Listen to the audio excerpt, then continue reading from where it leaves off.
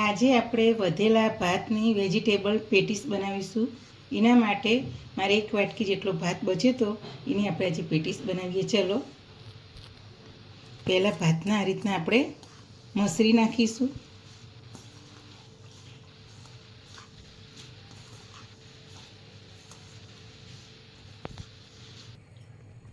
હવે આપણા ભાત મેશ થઈ ગયા. હવે એની અંદર આપણે એક બાફેલું બટાકું નાખીશું આ રીતના છીણી.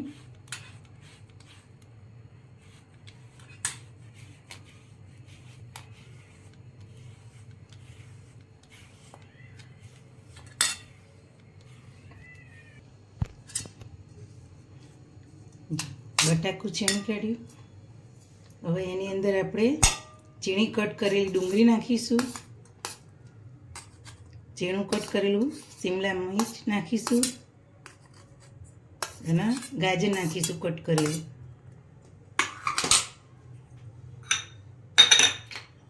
આદુ મરચાંની પેસ્ટ નાખીશું, અડધી નાની ચમચી કારો મરીનો પાવડર નાખીશું, 1 નાની ચમચી જેટલું સંચર પાવડર નાખીશું, અડધી ચમચી જેટલો ચીલી ફ્લેક્સ નાખીશું.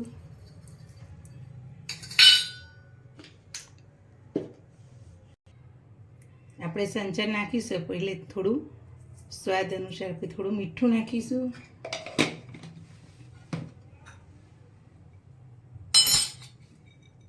કોથમીર કટ કરીને ધોઈને નાખીશું.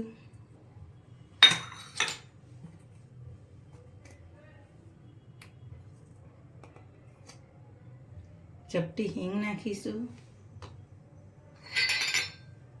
અને આપણે જો ચોખાનો લોટ હોય તો ચોખાનો લોટ લેવાનો, નહીંતર આપણે કોર્નફ્લોર ઘરમાં હોય તો કોર્નફ્લોર લેવાનો. આપણે 2 મોટી ચમચી કોર્નફ્લોર નાખીશું અને બધું આ રીતના આપણે મિક્સ કરીશું.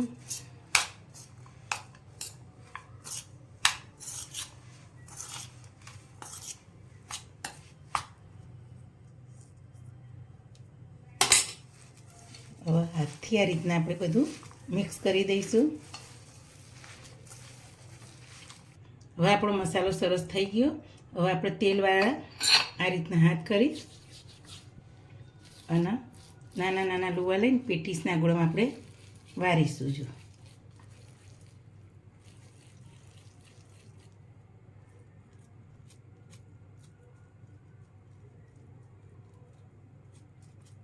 જો આ રીતના બધી પેટીસ આપણે તૈયાર કરી દઈશું.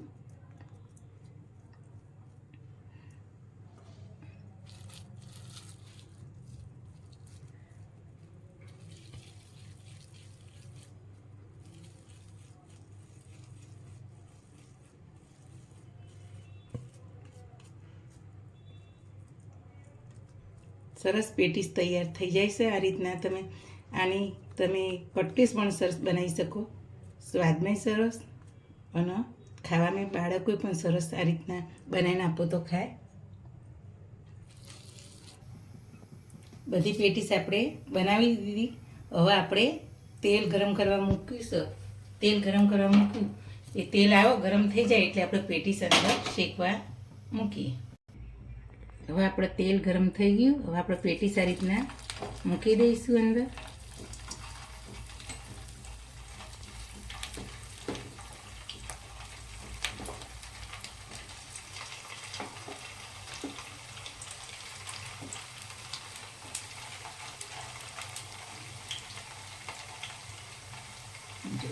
આપણો ગેસનો ધીમો કરી દેવાનો અને ધીમા તાપે આપણે થવા દેવાની. એક બાજુ લાલ થઈ જાય પછી બીજી બાજુ આપણે ફેરવીશું.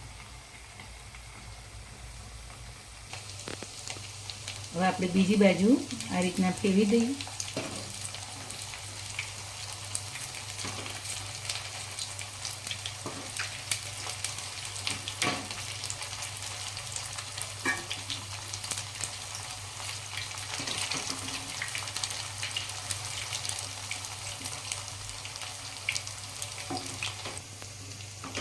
હવે આપણે બીજી બાજુ પણ આ રીતના ફરીથી ફેરવી દઈએ.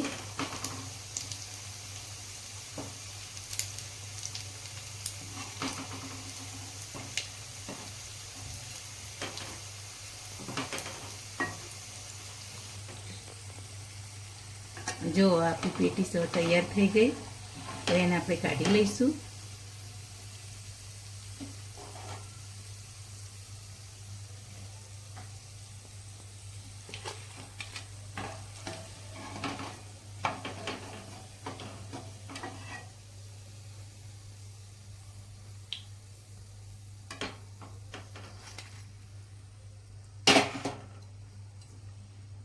હવે આપણે એ રીતના બીજી પણ ફ્રાય કરી લઈએ.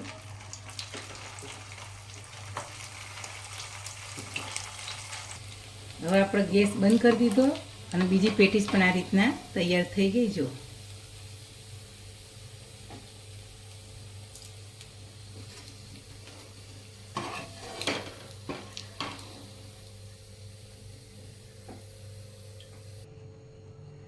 હવે આપણે પ્લેટમાં કાઢી લઈશું.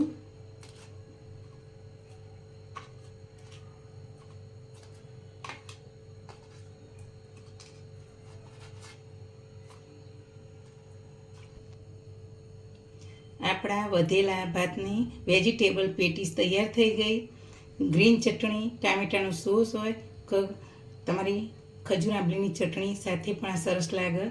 વધેલા ભાતની મસ્ત આ પેટીસ તૈયાર થાય છે. મોટા અને નાના બાળકો પણ સરસ રીતે સ્વાદિષ્ટ તૈયાર થયેલી આ પેટીસ ખાય.